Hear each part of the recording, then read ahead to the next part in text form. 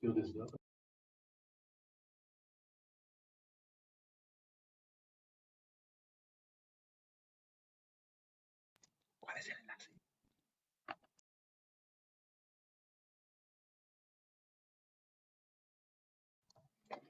Welcome, everyone.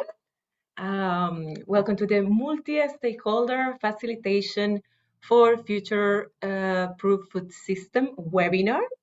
We are super happy to have you here. I'm Selene Casanova. I work in communications for Ricolto. Thanks for joining to this webinar that we prepare for you, facilitators, practitioners, policymakers, actually everyone that is passionate about multi-stakeholder collaborations or the food system approach. And why you don't have to leave us in the next hour, I'm going to tell you what are we going to see. And for today, this is what we prepare. First, for the people that doesn't know who we are, who is Ricolto, we are going to tell you what we do, why, and where. Then we are going to make a tour around the world through the different cases, to the different multi-stakeholder processes, the challenges that our colleagues tackle with concrete tools. So please join us for that. And then we are super excited to present our new brand Toolkit for facilitating multi-stakeholder processes. That this is the first time that it's going to see the light. So this is actually the cherry of the cake. And at the end, we are going to have a Q&A. So at the end, we will have more space for you to share questions and insights and hopefully more inspiration on this topic. And without further ado, I'm going to give the room to my colleague, Charlotte Flechet. She's the global director of the program Good Food for Cities of Ricolto, and she's going to start now. Charlotte? Thank you very much, Selene, and it's my great honor to be presenting Ricolto today. So for those who don't know the organization, we are actually a network organization, Ricolto. We have over 50 years of experience in partnering with food systems, stakeholders across 18 countries.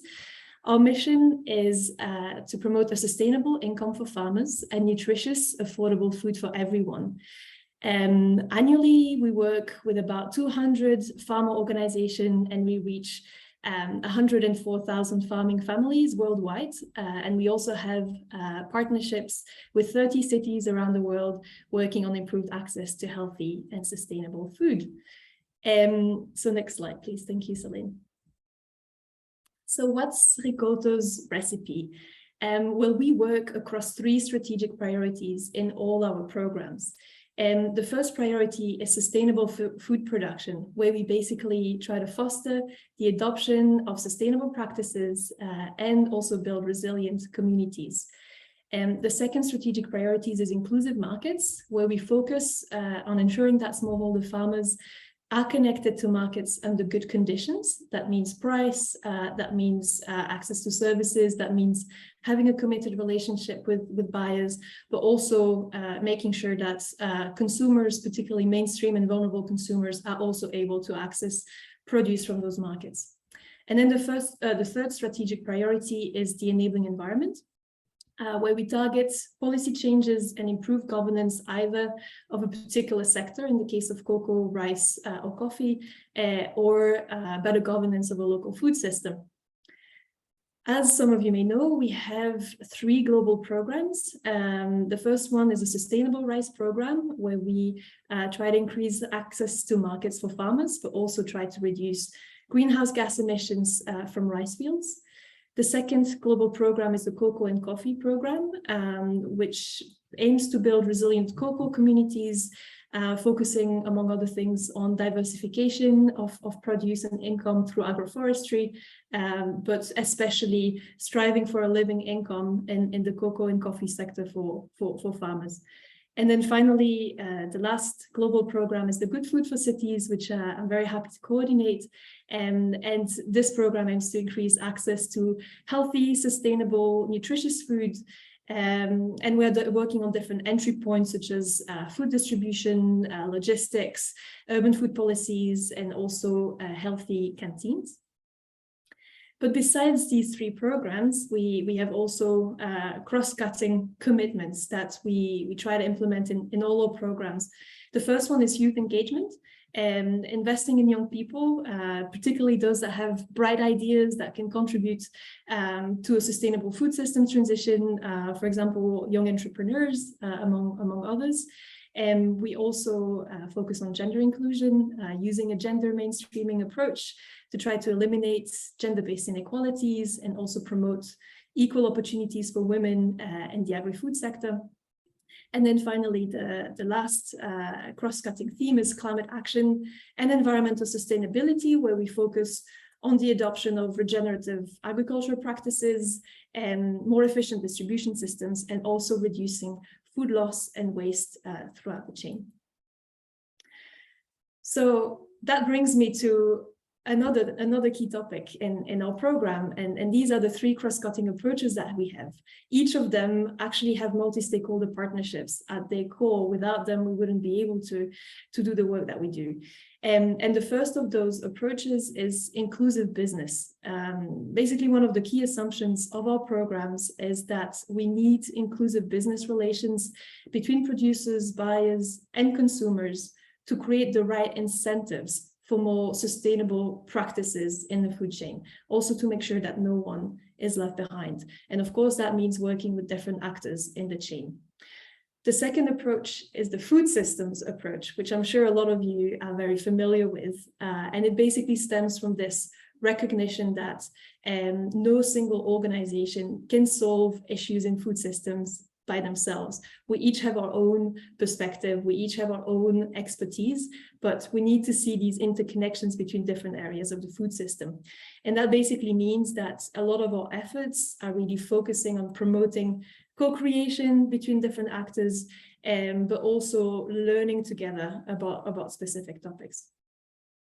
And then the first approach that you see here on the screen is evidence for impact. And this basically means that we are working with different partners to test, innovate different models that can help with this transition to sustainable and healthy food. And for each of those models, we try to identify who has the potential to scale this model up, because we don't want to just conduct projects or run projects. We want these innovations to reach scale. And so we put a lot of effort on trying to understand what is the data that is needed, what is the evidence that those scalers need to invest in the replication of those models. And that, of course, we cannot do alone. We cannot just rely on the evidence that Ricolto is building. We need to work with different stakeholders. So I think, as you will get probably from what I have said until now, is that complex problems, such as the ones we see in the food system, do require collective action.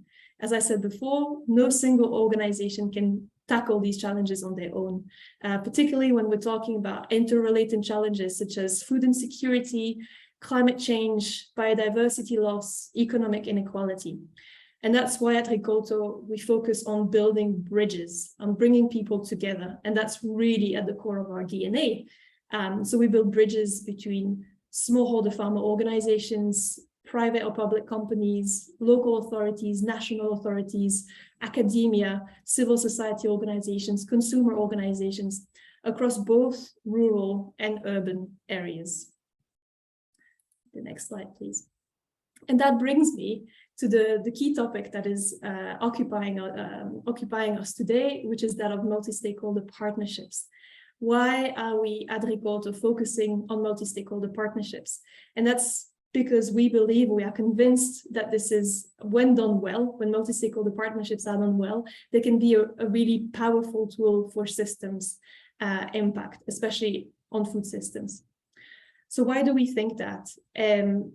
Well, first, when we work with multiple stakeholders, we can better understand the whole picture. We can move from this narrow vision that we hold as an individual organization and understand better how our actions can also influence issues or other actions in other parts of the food system. Particularly when it comes to food systems, we talk a lot about trade-offs, right? How progress in one area of the food system can actually have unintended or intended consequences in other part of the system. Think, for example, if we're trying to promote better income for farmers, that may mean that we are promoting higher prices, which then undermine the affordability or the accessibility of produce for consumers. So working with different stakeholders allows us to have a better view of the bigger picture and to see these interconnections and make sure that instead of undermining each other's work, we actually synergize, we create more positive outcomes, and we also can create new collaborations and learn collectively. And then I will move on to the next slide, which is actually the final slide of this short introduction, to basically talk to you about why, how we actually have put into practice this work on multi-stakeholder partnerships. So we basically realized that although we are all actively working with different stakeholders in our work, we don't always have a clear way of doing so. We don't always have the right tools, the right methodologies to put this approach in practice. And so in 2021, we identified 10 trainers within Ricolto who could then train the rest of their colleagues in their regions, in their programs. So those colleagues came from 10 different countries. They represented all the programs within Ricolto. And we recruited Inigo Retolazza, who's a very experienced facilitator. He's from Spain. He's worked a lot on post-conflict reconciliation in the Basque Country. He's worked in other places across the world. And he designed this very interesting process for Ricolto. So during 4 months, colleagues learned a lot about different entry points for multi-stakeholder collaborations. We went through a kind of theoretical module. We had a lot of reading materials and audiovisual content to go through. They were one-on-one coaching sessions, group work on very specific cases that the colleagues were working on, very practical applications that were used throughout the training. And the outcome of this is basically this toolkit that our colleague Tom is going to present later in the seminar. At this stage at the moment, we are now in the phase where we are rolling out this training to all the colleagues in Ricolto and using this toolkit as the basis for that. So thank you for your attention for this introduction, and I give the floor back to you, Selena. Thank you. Thank you, Charlotte, for that overview and the background and the introduction of what we are going to see actually in the next minutes still. So I want to know who joined to this webinar now. And welcome again, because we can see that many people just joined. And we are going to make a super quick poll to ask you, have you ever, and of course our colleague Irene that also works in Ricolto, she's going to launch the poll, and we want to know if you ever participated actually in a multi-stakeholder process. So this is the beginners, the people that is curious actually. So yes, you participated as a facilitator. Yes, you participated in an MSP process as a participant. Definitely not, but you want to. And what is a multi-stakeholder process? So we want to know your answers, and we want to know you. So we are waiting for your answers now. We are giving some time for you to respond to the poll. I think it's going okay. And do we have 1 minute, or how much? 1 minute. Okay. So we still have some time for you to reflect on your questions. And of course, this is the antesala, like we say in Spanish, to the tour that we are going to do next with our colleagues from different parts of the world. So this is actually the best moment to join also. And Irene, when it's ready, you can tell me if we can share the results and see what everyone is saying about their experience in multi-stakeholder processes.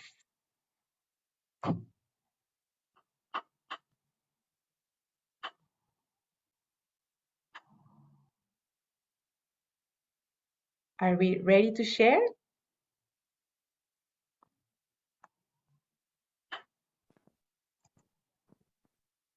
Hi, Selena. Yes, is sharing the... You need me to do something?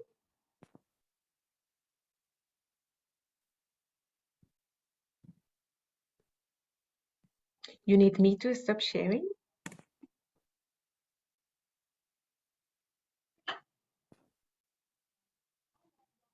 No, Well, it's fine. You can go. okay, okay.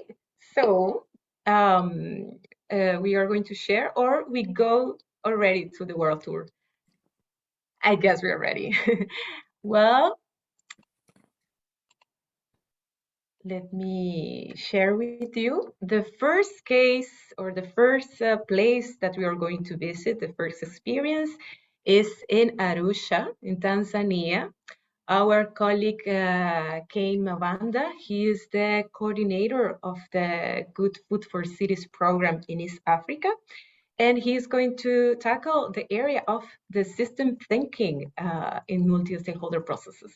So please give a welcome to Kane, and the floor is yours. Yeah, thank you very much, Serene. Good afternoon, everyone. Good morning for people in the world where this time is morning. Yeah, as Selena introduced me, I'm one of the multi-stakeholder processes trainer, and I'm also leading the Good Food for School, Good Food for City program in East Africa. In my presentation, I'm going to share the system thinking approach, the way we used in facilitating the multi-stakeholder processing for the case of Arusha Sustainable Food System Platform. And I'm going to focus on 5 main areas. I'll share a bit of context, which is already displayed in the slide. But also I'll start with a little bit to talk about the journey, how we started, key stakeholders, what is the role of Ricoto in the platform. But also I'll share a bit how we used the system thinking tools, and how we came up with the leverage points to focus on. And I'll touch a bit on the achievement, and lastly, I'll talk about the next steps for where are we going from here. As you can see, Arusha is one of the cities which is growing very rapidly. By 2035, we expect the population to triple, and by 2050, the population will go like 5 times. So is it one of the cities which are growing very rapidly? Like any other cities in Tanzania, Arusha is depending on food which is produced by smallholder farmers. And these smallholder farmers are comprising 80% of the population. And the production practices used by these smallholder farmers has a lot of food safety risk, but also the practices somehow have a lot of negative impact to environment. And the producers somehow are very much affected by climate change, and it is very likely in the future the capacity to produce will decrease. As you see, the population is increasing, but the production capacity somehow is decreasing. There is a high water stress. Arusha in Tanzania is one of the areas where the water, if we compare with the other areas, the water stress is high, but also in terms of food distribution and the logistics, there is a very high post-harvest loss, but also food waste. Arusha is in the northern part of Tanzania, and there we are bordering with the other country, Kenya. There is a lot of regional issues in terms of food flows. Next.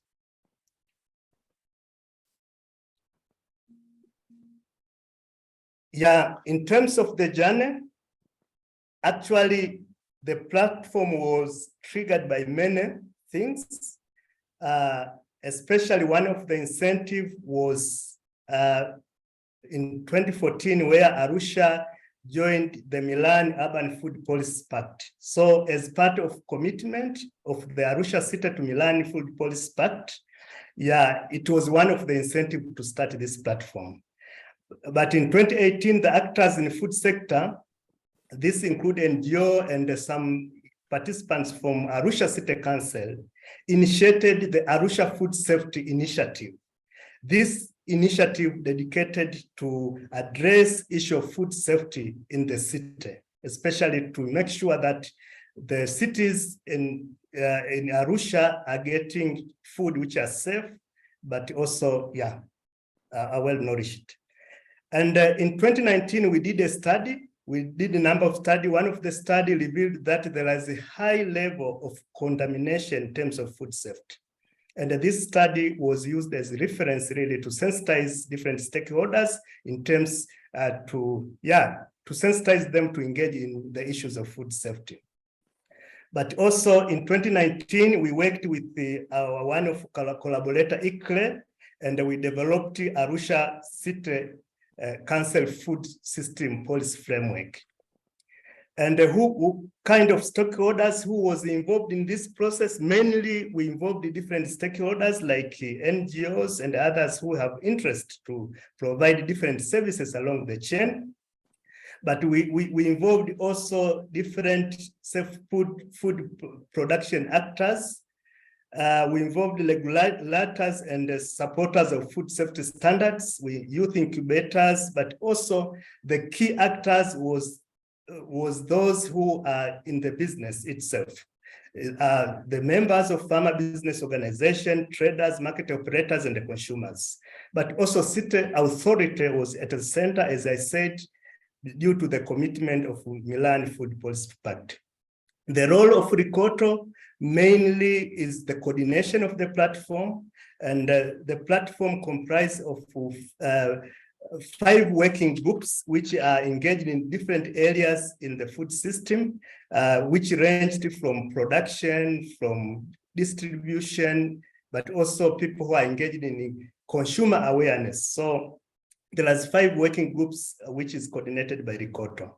But also, as I said, Arusha Ricoto also is engaged in terms of generation of evidence to engage stakeholders, identifying investment opportunity to transform the food system, but also the development of food policy pathways and the development of value statement, why stakeholders should really engage in transforming the food system in Arusha.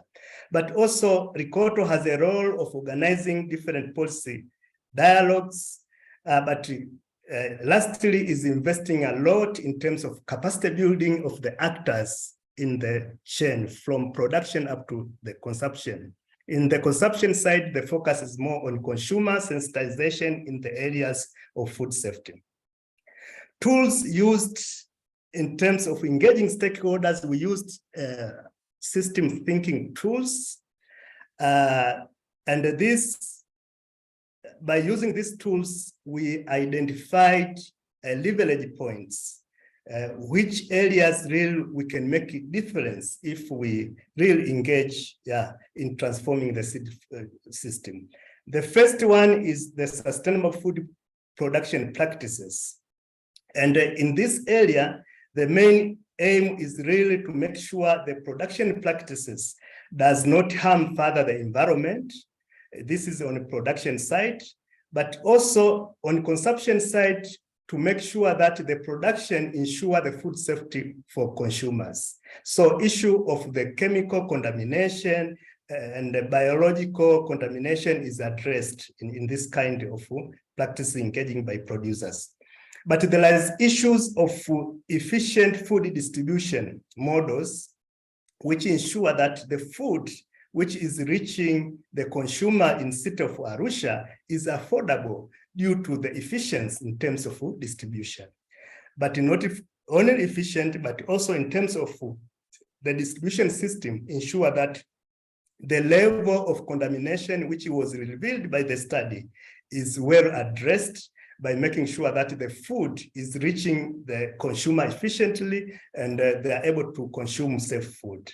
But also there are issues of business environment in terms of policy and regulation. This we've been engaging a lot with the city government and the marketing leadership. And here we are talking the operators of different local markets in Arusha city. Next. In terms of achievement, actually, we have gathered a lot of evidence to engage the stakeholders. Yeah, and this is the area of food safety risk, and in terms of areas which need investment, and also in terms of food policy pathways. So we did this as one. We can see this is one of the achievement. But as I said, there is 5 working groups at the steering committee, where these working groups are engaged in different areas. There are those who are focusing on safe food production, that group which is involved on the city logistic and the food distribution. There is a group which is engaged in standards, the consumer sensitization, but also there is a last group which is involved more on safe food production. Also, we are very successful in terms of building capacity of farmer organization, traders, to ensure that the business relationship between farmer organization is inclusive. And this inclusiveness is not only in terms of trading, but also to ensure that the safe food also is reaching the vulnerable consumers, that the safe food is affordable due to the efficiency in terms of distribution. But also, we have facilitated the youth engagement in the food system by one of the program which is called Generation Food. And here is more of creating youth enterprise to address various constraints in the food system. But also we have developed the short food distribution chain, which is ensuring the efficiency in terms of food distribution, but also ensuring the food safety. So there is a number of models, number of companies which are engaged in terms of inclusive kind of food distribution models, which is ensuring the chain is shorter and is really making food affordable to the consumers. But also recently, we have designed a participatory food safety system, which will ensure the food safety and the trust of consumers in terms of the traceability of the food. Here is more on connecting the production and the consumption and making sure that the producers or the consumers knows that, the source where the food is coming from, and they trust that the food is safe. I'm finalizing in terms of presenting the next step. The first one is to keep engaging food system stakeholders to take specific role in the platform.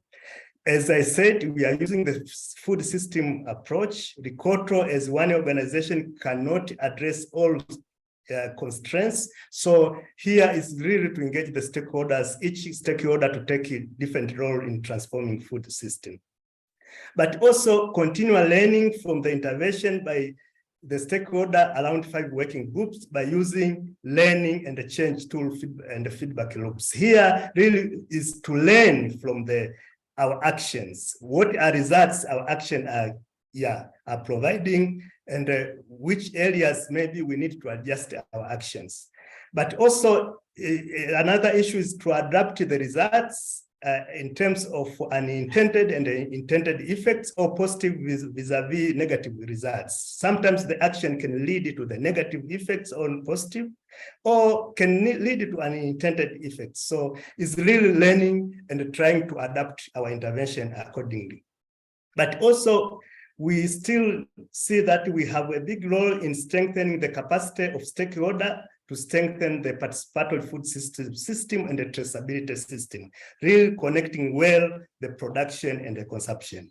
But also we think, from this what we are learning from Arusha needed to contribute to national and international policy platforms. So in short, this is what I can say about Arusha Sustainable Food Safety Platform.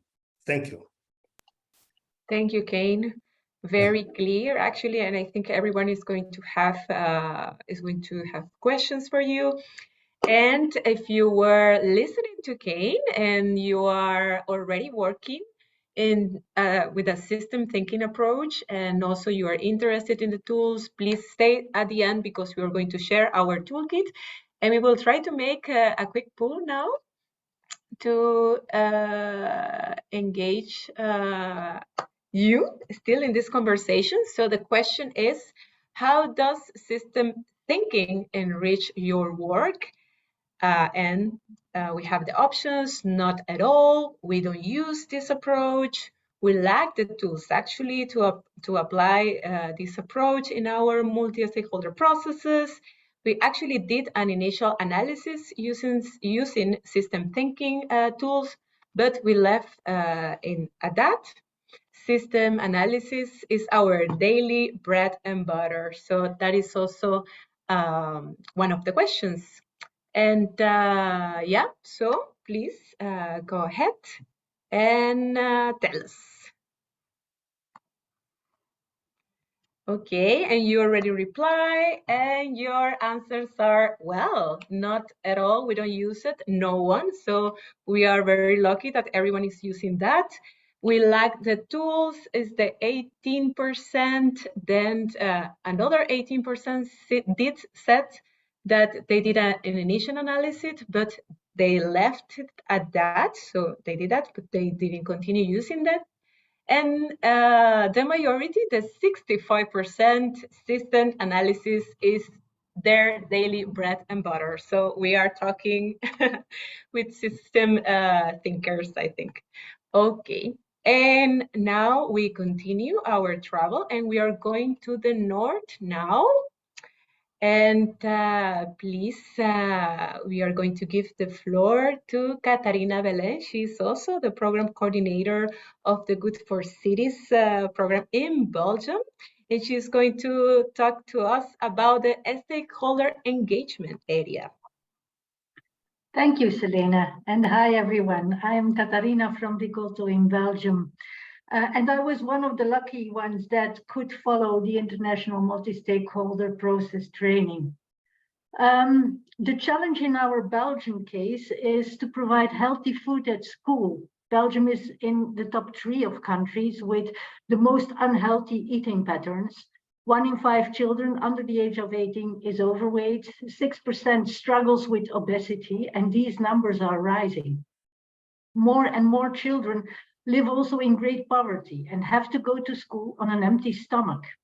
And all these children, regardless their cultural, socioeconomic background, have to go to school. So school is the perfect location to take action.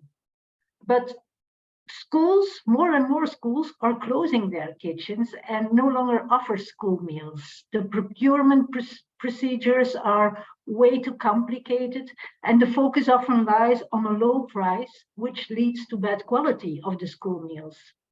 More and more schools don't even have an adapted dining hall where children can eat their lunch at ease without time pressure. So our children go to fast food restaurants or candy shops in the neighborhood of the schools to have lunch. Next slide, please, Selena. So that's why Ricolto started the Good Food at School program in 2017. We started with school food labs, a kind of pilot schools where we tested different ways to change the school food policy and promote healthy, sustainable food, both in the classroom and in the canteen of the school. On the regional Flemish level, we launched a proposal for a Green Deal for healthy, sustainable school meals. And in the run-up to the realization of this Green Deal, we developed the Snack and Chill project together with the government and major retailers, allowing pupils in secondary schools to organize a kind of snack bar at school with a healthy range of fresh fruits and vegetables. And together with several educational institutions, we also developed a subsite on the educational portal Klassement. It's a kind of website very frequently used by teachers to prepare their lessons. Together with the Flemish Department for Education, we also drafted a charter for healthy, sustainable school meals that was signed by different important stakeholders, such as the Flemish Ministers of Education and Health, the Department for Education, the Flemish Institute for Healthy Living, the Union of the Belgian Caterers and different school caterers, also Horeca Vlaanderen, which is the professional association for the catering industry, and then of course the different education networks such as the Catholic Network or GO Public Network and the schools of provinces and municipalities, and also umbrella organizations of parents associations. Next slide, please. So from the beginning, a lot of stakeholders were involved, but this doesn't mean that they are all automatically on the same page. In order to define the roles and the responsibilities and the concrete actions, a stakeholder analysis is very important. So we have used different tools for this. For instance, the analysis based on the level of influence and interest of each actor that helps you to find out which stakeholder must be empowered to gain more influence and become more actively engaged. These kind of tools help you to identify who are the blockers, who are the movers and the floaters in between, and set up strategies to deal with smaller or more powerful stakeholders.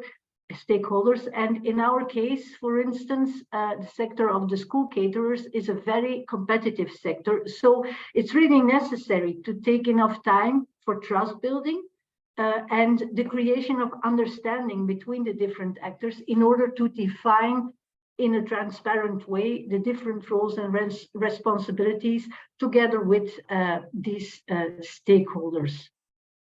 So what have we achieved up until now? On the local level, the lessons learned from the school food labs in Antwerp, Bruges, Ghent and Leuven were captured by the school food councils, which is a multi-stakeholder initiative in each city that looks for upscaling strategies for these innovative practices within the city. On the regional level, more than 100 pilot schools have committed themselves for sustainable and healthy food policies.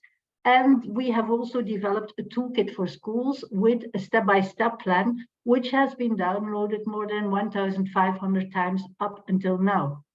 And most important of all, the charter was signed by all key stakeholders in 2019, expressing our shared vision. And it has been picked up again and will form a solid base for our next steps. So what will be these next steps? Ricolto is member of a European consortium of 33 partners from 13 EU countries. And Ricolto is leading a project for the development of a framework for a whole school food approach that will encourage and support schools to implement a healthy and sustainable food policy. We will collaborate even more intensively with cities and municipalities to help them support the schools on their territory. And for the years to come, we will also keep a special focus on the inclusion of vulnerable children, which means that new stakeholders will be involved. So it's clear that stakeholder management and stakeholder engagement will remain key in our work in Belgium. Thank you. Thank you, Katarina. Really inspiring achievements. And yeah, very inspiring to see how did you apply the tools. And now I want to know what is the thoughts and the minds of our participants. So we are going to launch another pool. And the question is, which statement represents best your stakeholder engagement experience? First, we always have the right partners for the job. Second, which someone had told us before about this.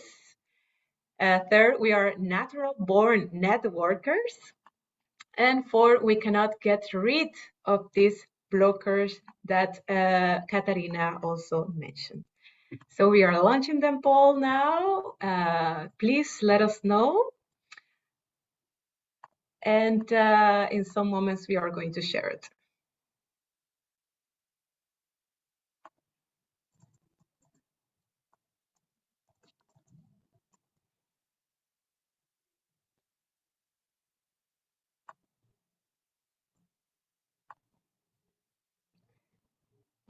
Okay, and thank you for answering the poll now.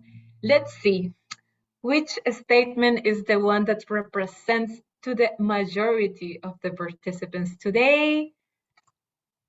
So we have natural born networkers. We always have the right partners for the job. Which someone had invited us to this webinar before.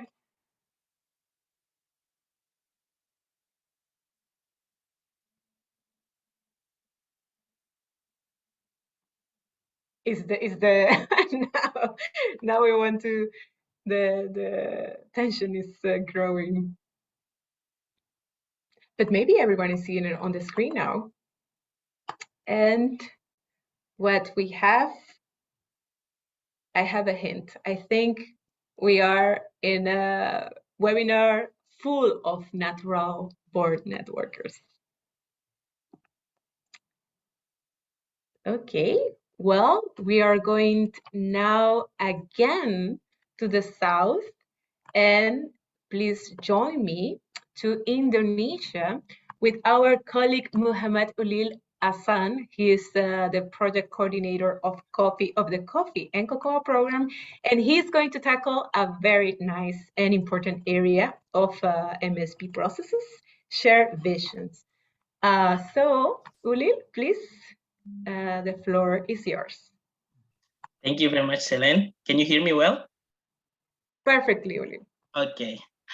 Hello, everyone. Good evening from Indonesia. I think it's morning in Latin America, afternoon in Europe and Africa as well. So yeah, we are in all over the world. So hello, everyone. I'm Ulil Ahsan, and I will share you our experience in multi-stakeholder processes, or MSP, created a shared vision to bring back glory for cocoa in Indonesia. So Indonesia is one of the top global cocoa producer in the world, but in the last 10 years, there has been a decline in terms of production and productivity. This challenge needs solution through a multi-stakeholder engagement approach to bring the issue into national priority and accelerate the improvement of national cocoa productivity. Because 80% of cocoa is grown by smallholder farmers, but the current situation shows that cocoa farming is less profitable. Many farmers left the activities, and it is not attractive, especially for young people in rural areas. So incentives to develop a more attractive cocoa sector can reverse this trend. Next slide, please. So in this MSP processes, Ricolto as one of the supervisory board members of Cocoa Sustainability Platform in Indonesia, or GSP. GSP is a collaborative community platform that consists of stakeholders who have actively engaged in cocoa development initiative in Indonesia. The main stakeholder in this MSP process include many from NGO, Rainforest Alliance, Ricolto, Swiss Contact, and from private sector, Mars, Mondelez, Berry Calabau, Olam, PT Pupuk Indonesia, and from the national government, we have the Ministry of Agriculture and Indonesian Parliament. And the platform facilitated the process of analyzing the problem of cocoa productivity that have been addressed in GSP General Assembly. We encourage providing learning cases that highlight the real problem of productivity, promote pilot study among the GSP supervisory board members, and bring it into the national scale. Next slide, please. So let's move to the tools. What tools we use? We use a shared vision tools. And one of the tools we use is 4-dimension of change approach to promote change in national policy to improve the productivity of cocoa in Indonesia. So it can start from transforming the personality, so by questioning our assumptions. There was always a question appears in every quarterly meetings of GSP members. Why is the cocoa productivity declining? Here, Ricolto believed that this should not only be left as a question, then disappear.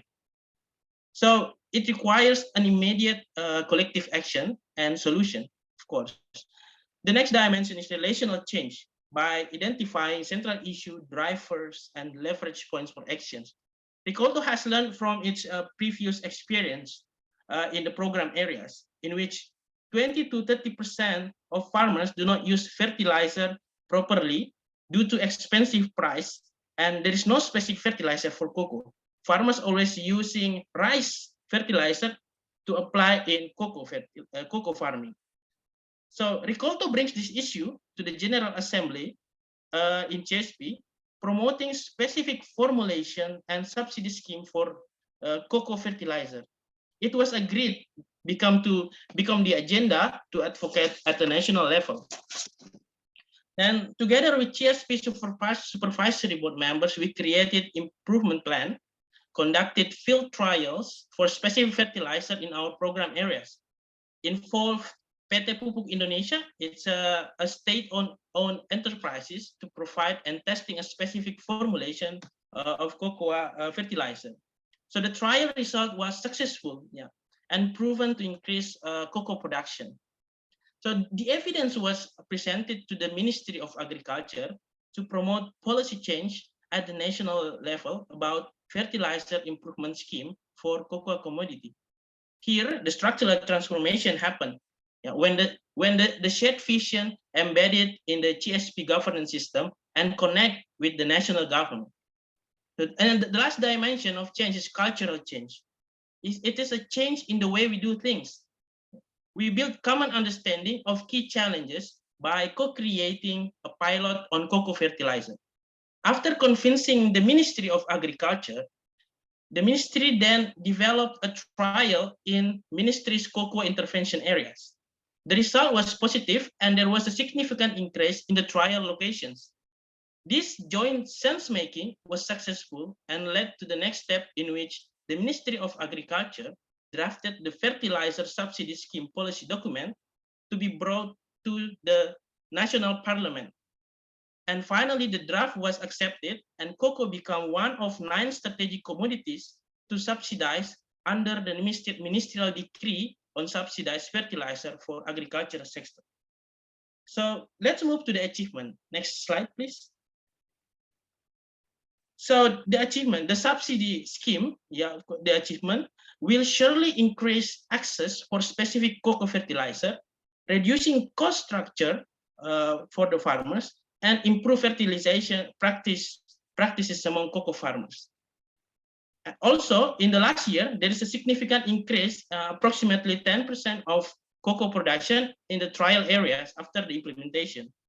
And this achievement is just the beginning. This process brings a new agreement in the platform to further improve the productivity and quality of cocoa in Indonesia by promoting access for qualified planting materials for cocoa farmers. So it's the next shared vision. And what's next, please? Yeah, the next step is we of course will be monitoring the impact and maintain the process and make sure it's effective through learning and change tools.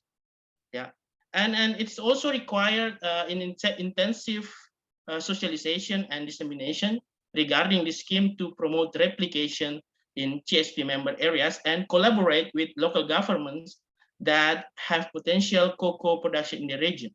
And from the successful process, the platform will further develop a concept of landscape jurisdiction to strengthen not only the sustainability of the commodity, but also the sustainability of the landscape where the commodity takes place. So therefore, the tools to use will be the system thinking tools that Kane explained before, of course, and then the shared vision. So that's our multi-stakeholder processes case from Indonesia. We are looking forward to our future collaboration. Terima kasih. Thank you for joining us. Thank you, Lil. We can sense that you can talk about that for hours. And of course, for everyone that is in this webinar, you can contact Ulil and also stay at the end for more questions. And we are going to move to our next case.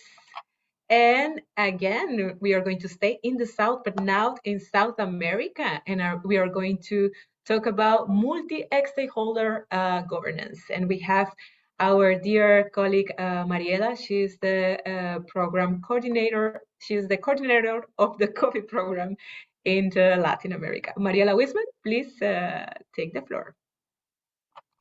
Thank you very much, Selene, and hi, everyone. It's a pleasure to be here sharing this experience with the coffee multi-stakeholder platform here in Cajamarca, in Peru, where is the place that I am based. Okay, so Peru is one of the countries with the highest production of organic coffee in the world, together with Ethiopia. This certainly places us in an important position in production, which we must complement with a stronger sector and incentive production policies. However, the institutional framework of the sector faces a series of challenges. We do not have an enabling environment that encourages production, and the 223,000 coffee growing families live in conditions that must be improved. The next slide, please, Selene.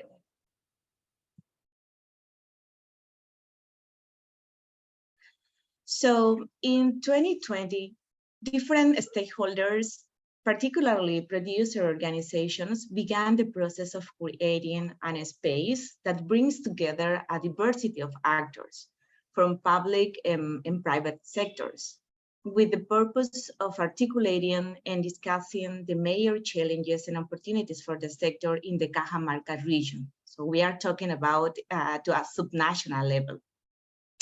So the first phase was the base stage on which the multi-actor coffee platform in Cajamarca was established months later. So once constituted, it was key to build a common agenda in which, in addition to the priorities of each actor, the purpose of the platform was established. To this, we work on the basis of the National Coffee Action Plan for the country, which is the framework for action for any actor along the coffee value chain. Nowadays, we are 24 members, which are part of this multi-stakeholder platform in Cajamarca. Enrich is, beside a participant, is also a member of the coordination committee. And now we are implementing actions to generate evidence to formulate or propose adjustment to the sector's policies or strategies. The next one, please.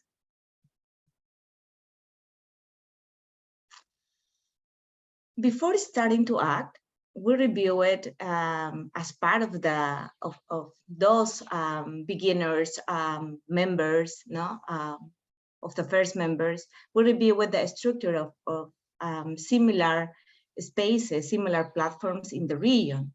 So I think it's very important, and this moment is important, and I would like to thank our colleagues from Honduras and Nicaragua, from the coffee national platforms in Honduras and Nicafes in Nicaragua, which in the spirit that characterize the sector, show solidarity and share their progress and lessons learned with us. So we are talking about 3 levels that make up the structure. And this is one of the tools that we have in the toolkit that we are presenting today.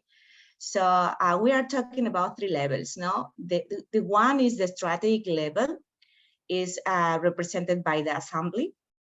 The second is the tactical level, And the third is the operational level. So in the assembly, no, in the top of the figure that you are seeing, so all members participate, meet once a year and make strategic decisions.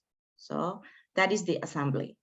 The second level is the coordinating committee, which is a tactical level. So 5 actors are part of this unit, whose role is to support and articulate the major strategies with daily actions. It is a matter of grounding and making the major commitments tangible. So there are 3 members and 2 alternates, which are nominated by the assembly. And the third level is the facilitator, which is an operational level, no?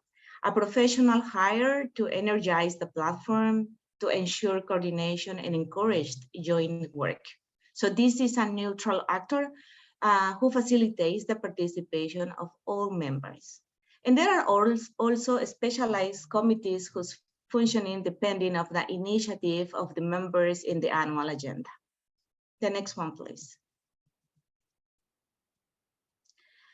So about the achievement, so different actions have been implemented since its constitution in response to 2 dimensions. Now, on the one hand, to strengthen the space established by providing tools, strategies, and resources, technical resources, to create a sense of unity, no? Despite the differences, because nowadays we are 24 members. No? And on the other hand, the implementation of prioritized actions that contribute to making Cajamarca a competitive coffee region. It is important for us to emphasize 2 things. No? The platform is a multi-actor space, and thus it does not seek to replace a producer organization. That is not its nature, nor its role. And its actions are aligned to the National Coffee Action Plan because it seeks to contribute to its implementation. The next one, please. So what's next? The coffee platform has just held its extraordinary assembly, reviewing its functioning. This also means adjustment to roles and responsibilities according to the progress made. Of course, it will continue working on its strengthening in order to add results to the country. Outputs such as manuals about coffee production with lower carbon emission, its sustainability plan, which is very key, and a digital platform that will allow them to access and provide information on the region will be shared in the next month. It is important to thank each member of the platform, as well as the allies that make this collaborative work possible. For example, JDE, the private sector, Blans Brabant, GSTIC, and DGD. So thank you very much for your attention. Thank you, Selene. Thank you, Mariela.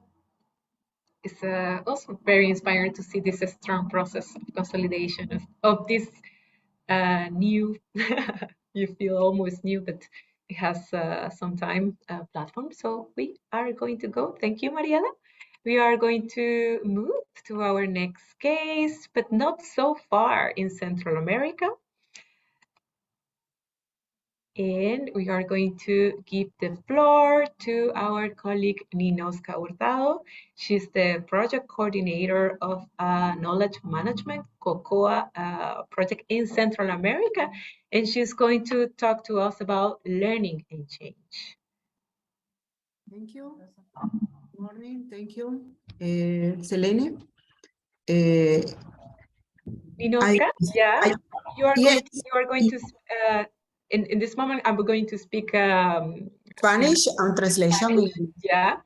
And Ninoska, she's going to make her intervention in Spanish, and our colleague Tom Van de Steen, he's going to make the translation in English. Entonces, Ninoska, primero un slide y das el tiempo para que Tom haga la traducción. Y seguro. Sí, la traducción va a ser simultánea. Aquí ya tengo el apoyo para la traducción simultánea. Gracias. Tom me va a apoyar con las preguntas que van a surgir. Ah, perfecto. Entonces, Thank you. el piso es tuyo and the floor is yours. Ok. En Centroamérica y República Dominicana producen cacao de forma amigable, sostenible, con un porcentaje a nivel global no más del 2%. Eso significa que nuestros volúmenes son bastante bajos y eso es uno de los puntos importantes que nos llevó a conformar la plataforma SICacao. Central America and the Dominican Republic produce environment-friendly cocoa in a sustainable way. However, the total volume of their cocoa is less than 2% of the global volume that's being produced. So we could say that they're mostly small-scale producers, and that is one of the main reasons why we wanted to focus our efforts here.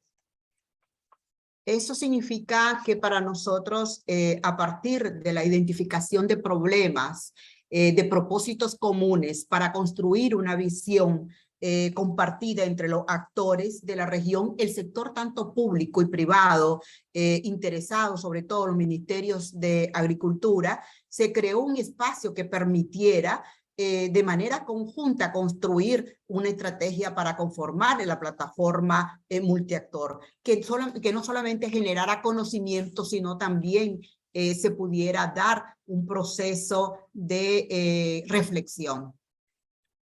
So we started from the identification of common problems and common purposes to build a shared vision between the actors of the region from the public and private sectors, and hence we created a space that will build strategies and form a multi-stakeholder platform.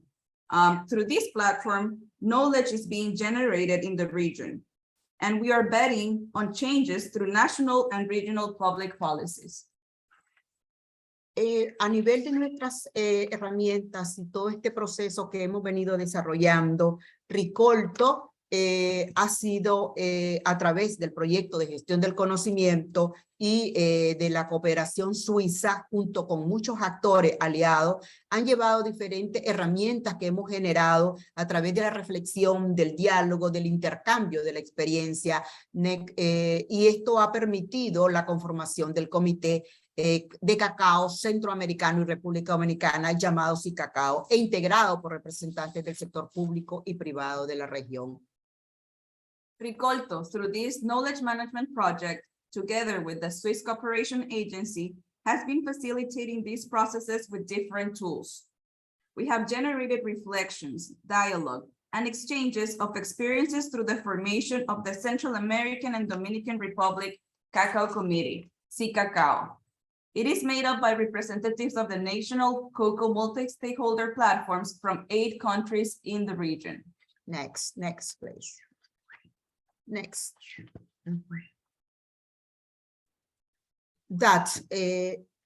En esta propuesta de cambio hacia la reflexión, acciones y aprendizajes que podemos mostrar dentro de los 4 pasos de la práctica de reflexión que se ha venido trabajando, podemos denotar de cómo las prácticas se han venido ajustando, y a través de esa gestión del conocimiento y experiencias, articulaciones de los actores en comunidades de práctica conformados por diferentes actores de la cadena, organizaciones aliadas a los niveles nacionales, en un vínculo en el cual le podemos mencionar como un espiral de conocimiento, de experiencia que pasa de lo local a lo nacional en plataformas nacionales y se vincula al nivel de SICacao, poniendo en práctica las experiencias que se generan y volviendo a reflexionar.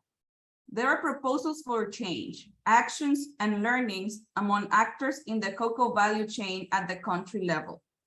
Through connecting the experiences and the articulation between the actors in the communities and the allied partners organizations that facilitate the process and skill developments. This is generating a spiral of knowledge and experiences from the local to the national multi-stakeholder cacao platforms and to the regional SICacao. And we're putting it into practice in the countries through an exchange of knowledge, experiences, and actions. Next, please. es importante mencionar que el fortalecimiento de estas plataformas y del sector cacaotero está definido a través de un proceso que hemos venido generando hasta llegar a una estrategia regional de cacao, la cual fue aprobada por los ministros de la región conformados a través de esta integración y construido a partir de las políticas, de los planes y de las estrategias nacionales. It is important here to mention that the strengthening of the cocoa sector is defined in the Regional Cocoa Strategy, approved by the agricultural ministers of the region through a meeting we held with all of them, and was built from the national policies, plans, and strategies of these 8 countries. Next, please. Next slide, please. Selene. En estos próximos pasos, uno de los importantes es el plan de la sostenibilidad de la cacao, de esta plataforma multiactor, el fortalecimiento de los vínculos de cacao con los mercados y otras plataformas nacionales e internacionales en la búsqueda de un mercado, y aplicar herramientas para definir indicadores y afinar roles, responsabilidades de cada uno de los actores que realmente están en un seguimiento de avance y de dinámica de aprendizaje para luego ajustar y volver a poner en práctica. So as next steps, we have rolling out the organizational and financial sustainability plan, strengthening Cacao's linkages with the national platforms, and also applying the tools to define indicators and fine-tune roles and responsibilities for each actor towards monitoring progress and learning dynamics. Muchas gracias. Thank you, Ninoska, and thank you to your daughter. Really good translation. And we are going to our last case, and is also in the south. And we are going to change, actually, very, very much. We are going to, with our colleague John Eden. He is the rice director. He is the director of the rice program in East Africa, and he is going to tackle the area of multi-stakeholder dialogue facilitation. So, John, the floor is yours. Okay. Good evening, everyone in East Africa. Good evening, everyone in other parts of the world. Good morning, good afternoon. As Selena has said, I'm called John Ereng. I work for Ricolto as the Rice Program Director. For Ricolto in East Africa, I sit in Uganda. Welcome to the last presentation. I'll try to keep it as short as possible. So my first slide, why a multi-stakeholder process for the SRP chapter in Uganda. First of all, for the participants, SRP is the Sustainable Rice Platform. It is a global platform that brings together all rice sector players. I'll start by saying that the rice fields represent about a third of the world's fresh water, 15% of wetlands. Rice is mainly grown in that ecology, so 15% of our wetlands is under rice cultivation, and also it is in those ecologies in which you know, we have much of the water birds. In Eastern Uganda, where Ricolto has its rice program, there are challenges. Especially with regards to the wetlands. So much of the wetlands, water availability in that part of the region is in use by the rice farmers, and unfortunately, most of the practices that the smallholder farmers and the other stakeholders are applying, especially the private farms. The private farms are unsustainable and negatively impacting on the water balance. So the rice sector has potential to contribute. The rice sector in Uganda has the potential to contribute to agro-industrialization, which is a key policy agenda of government of Uganda to improve on employment, especially for the youth. The rice sector also has a great potential for import substitution, because we know that much of the rice in Africa, or in East Africa in particular, comes from Southeast Asia, especially Vietnam, India, Pakistan. So we're also looking at rice production, domestic rice production, to help with import substitution, in addition to improving food security and also employment, especially for the population that is based in the rural areas. Uganda's rice sector has a multitude of stakeholders. This can be a good thing, this can be a bad thing, but the challenge that the rice industry, or the rice sector faces, is that each of the actors or each of the stakeholders has different visions or different ambitions. And this one is posing a very big challenge to the rice industry in Uganda. What has been our journey so far? Or what is guiding our journey? Our journey is being guided from the fact that government of Uganda wants to protect the wetland ecology in particular, and one of the steps that government is taking, among other steps, is gazetting parts of the wetlands within which rice can be cultivated, or lowland rice can be cultivated. The other step that we are taking in our journey is, as Ricolto, we are supporting our government's ambition, and we are doing this through rallying stakeholders, rice industry stakeholders in Uganda, to buy into the idea of establishing a national sustainable rice platform for the Uganda chapter. So this is something that we started in the late 2020, and it is a process that is ongoing. So as I indicated briefly, the SRP chapter, it's a multi-stakeholder initiative to develop and coordinate science-based practices and approaches that principally promote sustainable rice practices. Who are the stakeholders, or who are the industry players that we are rallying around, or that we are working with? Among them, we have research organizations, especially Africa Rice is one of the research institutions we are working with. We're also working with the National Research Organization. We are working with civil society, especially the NGOs, local or the indigenous NGOs, as well as the international NGOs. We are working with development partners, especially JICA, that is a very important player in the rice sector in Uganda. We are working with farmers, represented by their associations, farm organizations such as the Rice Association of Uganda is one of the entities that are part of the process.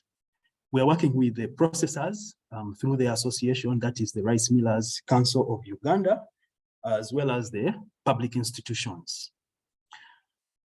What has been our role as Ricolto in this journey? Specifically, our main role that we have been playing is to facilitate meetings, to bring all the stakeholders together for them to start to already discuss about implementing common sustainability actions. The other role that Ricolto is playing is awareness creation among the rice industry players on the SRP standard. As some of you might be aware, the SRP standard was it's an innovation. It's an innovation that was developed by, among others, UNEP, UN Environment, IRI, and the GIZ and the other stakeholders, including Ricolto. So one of the things that we are doing in country is creating awareness about the standard, and also encouraging the stakeholders to adopt the use of the standard as they transition towards sustainable rice cultivation. The other thing that Ricolto is doing, we are doing actively together with our partners, is evidence generation, because we also evidence generation through supporting our partners to pilot the SRP production model. This production process mainly looks at low input production practices, as well as regenerative cultivation practices. And lastly, we're also playing a coordination role, as I've already touched upon briefly. Next slide, please. What are the tools? What are the tools and the strategies that we are making use of? One of the things that we are doing is to create space for the stakeholders, to come in and dialogue. The other thing that we are doing is also creating the intergroup dialogues or the roundtables. The other thing that we are doing is getting stakeholders to work around common issues they can agree on. The other thing that we are doing is trying to match the bringing in like-minded people at the table or around the table.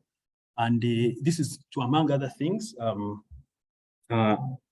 share solutions that can be implemented. The other thing that we are doing is focusing dialogue at the local level as much as possible, so that our national dialogue process is informed and driven by local realities. I'm very happy to inform you that actually I'm making this presentation from one of our partner organizations in northern Uganda, a very remote village, where the issue of wetlands is a very hot topic, and we have just come out of a very hot discussion with the local technical and political leaders in one of the districts in northern Uganda, still over the same issue. So I'm very happy that this meeting is coming at a time where I'm actually at the local level. The other thing that we are doing is, well, I'll dive straight into the achievements. What have been our achievements so far? We have generated consensus among the stakeholders on the need to adopt common actions. The other thing that we have achieved, at least by 2021, is getting some of the stakeholders to adopt the use of the Sustainable Rice Platform. Among them is private sector, one of the companies, SWT, and some farm organizations plus civil society organizations or NGOs, especially Kilimo Trust.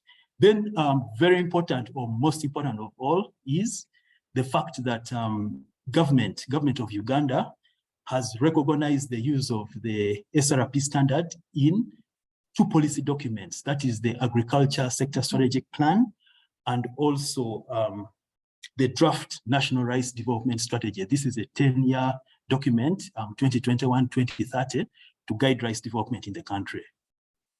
Next.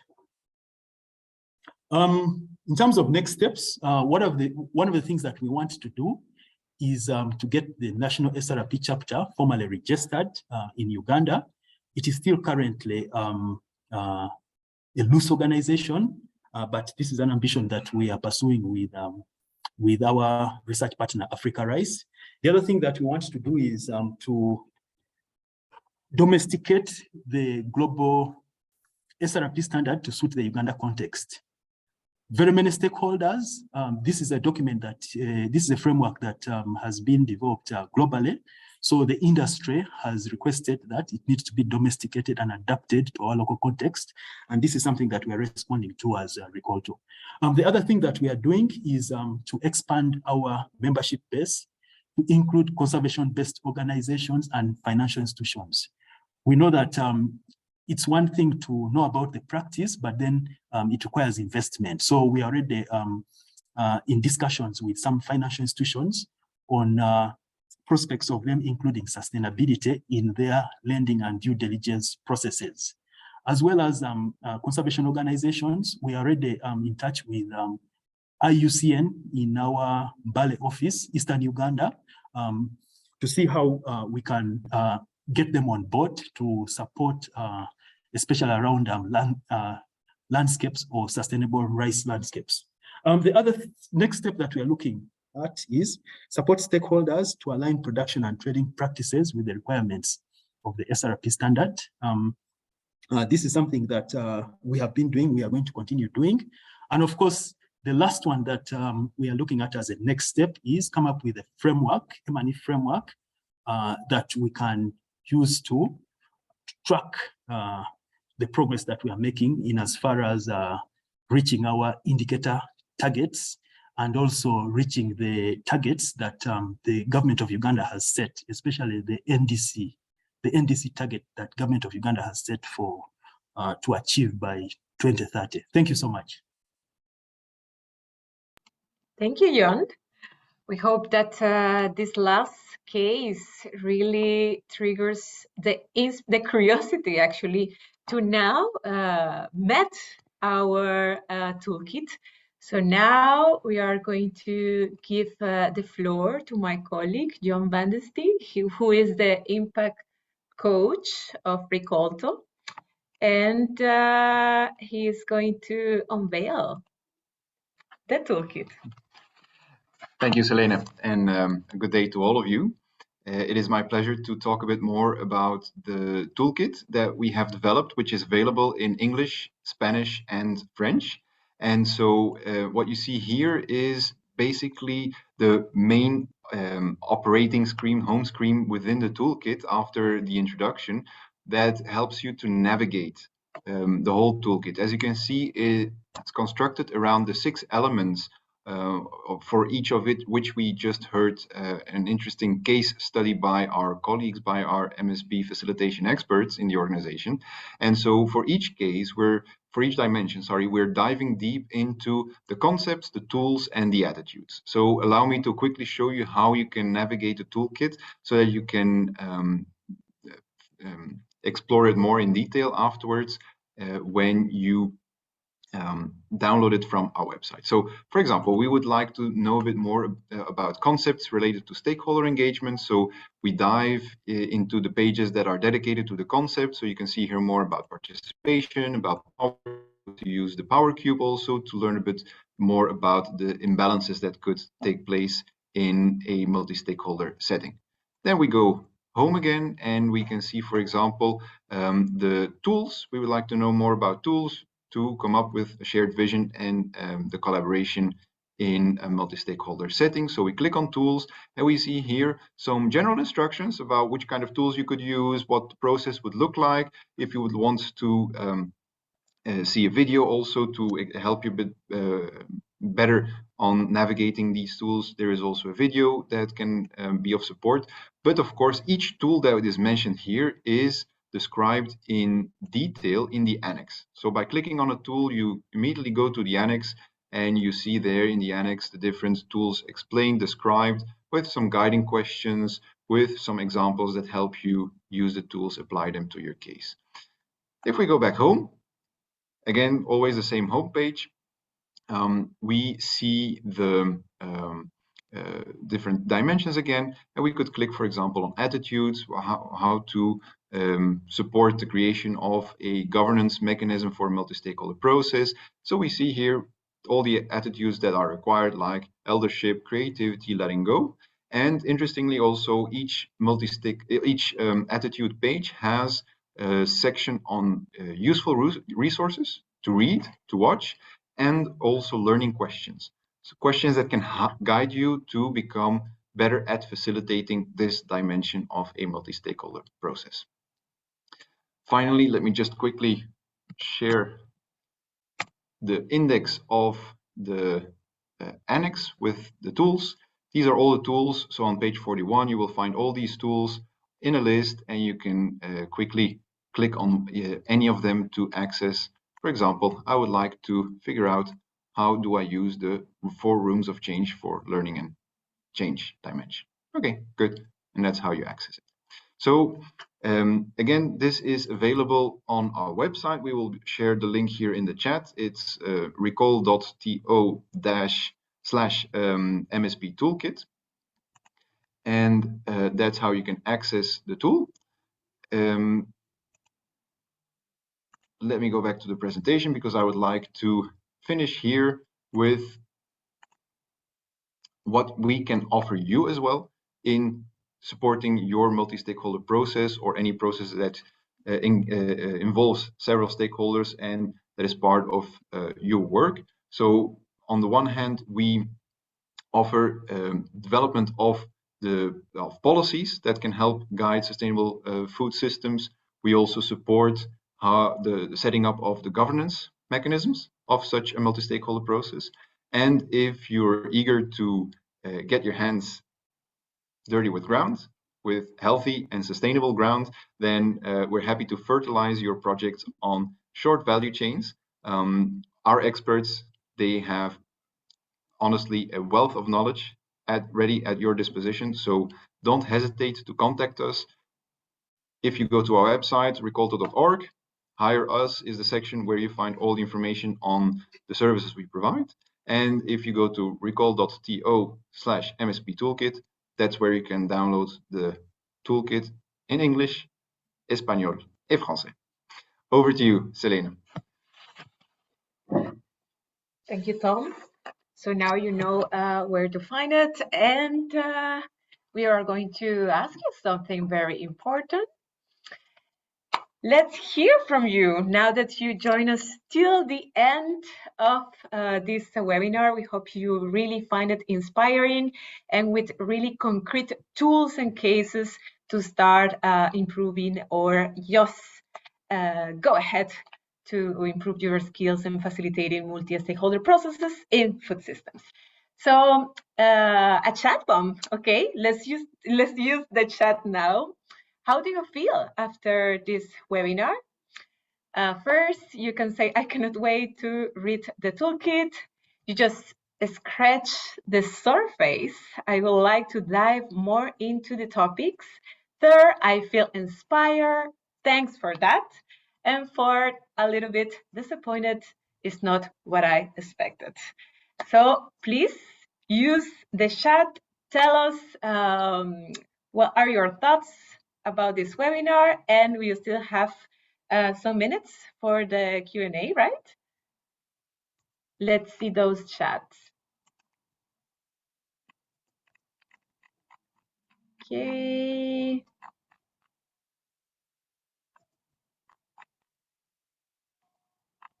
Okay, excellent work. Yeah, we can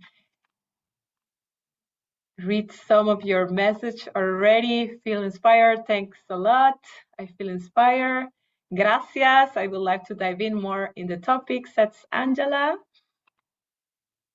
Yeah, we can see that it's a lot of people that feel inspired and that they cannot wait to read the toolkit. Of course, you're registered to this webinar, so you will receive an email with a link to the recording of this webinar and with a link to the download URL addresses to download your toolkit in Spanish, in French, and in English. And now we go to the Q&A.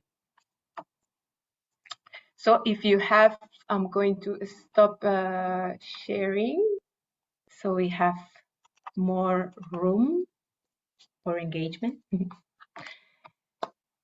If someone has a question, please you can raise your hand or you can directly put it in the chat and say to whom you want to address it. We are some over the time, so if we will not stay so long, but we are super happy about the outcome and we wait that you also. I cannot wait to read the toolkit. Yeah, thank you, Charlotte. Okay, I think there is a question. Oh yeah, there is. Sorry, there is a question about challenges to work with different stakeholders. So maybe I can. Okay. Something. Yeah. Thank you, Mariela. Yeah. Well, thank you for the comment. Well, no intervention is simple, no? Even less when different stakeholders are involved. So, however, the achievements are also different, richer when you are working with various actors. So in our case, and I'm talking about the Cajamarca multi-stakeholder platform, the common agenda or the building the common agenda was very, very important, no? Because it means elaborating a joint vision, no? In which we reviewed how each actor could contribute. It is not a task done and left. It is important to always remind ourselves why we are together. And it's also important to recognize that times and dynamics are different, no? Each actor has a different time. And it has been important for us to recognize that the Cajamarca platform is an open and voluntary space. So at the beginning, we wanted to count with every actor in the region, with every coffee actor in the region, but we realized that it is better to start and move forward with the interested and committed actors. Then, with the time, with examples, others can join us. So, thank you, hope this help. Thank you. Thank you, Mariela. We have another question from Hafiz Mulia. You want to unmute yourself?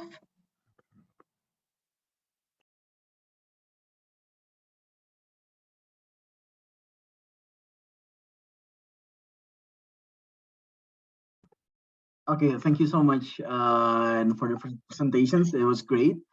My question would be how actually to identify which framework that will suit our project perhaps, because of course those frameworks will be beneficial in different kind of situation, different kind of project. So how to identify the ideal framework to use for certain situations perhaps. Thank you. Who wants to answer that to Hafiz? How to identify the correct framework to start the work? Yeah, Charlotte, please go ahead. Hi, thank you for the question. I think it's not the first time this comes up. Actually, a couple of people asked about this also in the chat.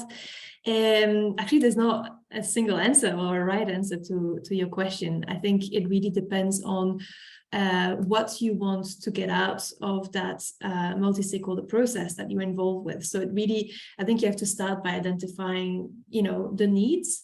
What are some of the gaps? And then based on this, identify really what would be the best tool. So for example, if you feel that you have some issues with representation or power imbalances in the MSP that you're currently involved with, then there's a series of tools in the toolkit, I think section 2 on stakeholder engagement, that can help you deal with those power imbalances or have an analysis of are we really involving the right people, depending on who's interested, who's got influence, etc. Who do we need to consult? Who do we need to engage? So it really, really depends on the particular kind of gap or issue. So I'm sorry, it's not a very good answer in the sense that you don't have a clear, way forward. But I invite you to familiarize yourself with all the tools and think, okay, that one could potentially be interesting right now. This one maybe next year when we're a bit, further advanced with our process on learning, etc. So yeah, I see I've got your hand raised, so feel free to comment. But we cannot hear you. Thank you so much once again to unmute me, and thank you so much for the answer. Actually, it's of course we can contextualize each framework to each use, but because the interesting thing will be that perhaps we identify certain problems at earlier stage of a project perhaps, but then when we move forward with our partners, with our perhaps stakeholders as well, then the mood change or perhaps priorities change. Should we use other framework perhaps that will suit the new situation, or should we continue with the framework that we decide at the first place? Well, I think when you work, it's my personal opinion, but I think, well, that's also that of Ricolto, I think. There's not one way of doing things right. And especially when you work in complex systems like food systems, or I think Preferred by Nature, you're also very active with, rice and bringing, sustainability to scale in the sector. That's really complex. And I think you really have to, and that's what our colleague Tom usually says, you have to dance with the system. You have to be very flexible, and you have to acknowledge that some of the tools, some of the processes have their limitations. And it's really important to embed kind of moments where you think together with your stakeholders, what is going well, what is not going so well, and what do we need to change, so that we can continue to deliver on that mission that we set for each other. So being very open to having these difficult discussions is, I think, really critical in having a successful MSP process. So of course, if you feel like the tools that you're using are not fit for purpose and not delivering what you want, then you have to look for other solutions. And maybe those tools do not exist yet. Maybe you have to come up with a new one as well. Yeah. Okay, that's great, actually. Thank you so much, Charlotte.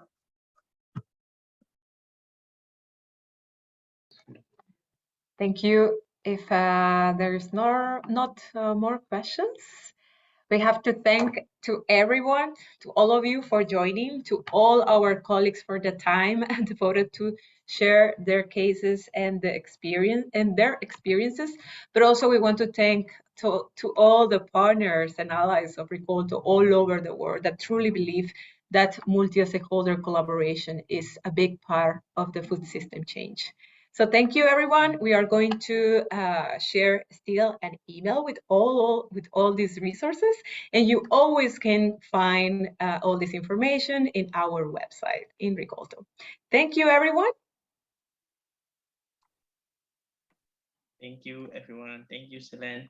Muchas gracias. Thank you. And good night also for all the people that joined. So have a nice day, good afternoon, and good night. Thank you. Thank you. Bye, everyone. Thank you. Bye.